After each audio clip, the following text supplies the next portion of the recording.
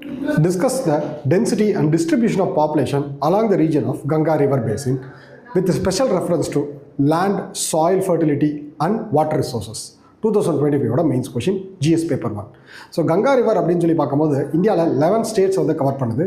So longest river in India, means most fresh water source வந்து பார்த்திங்கன்னா அதை base பண்ணி தான் இருக்காங்க.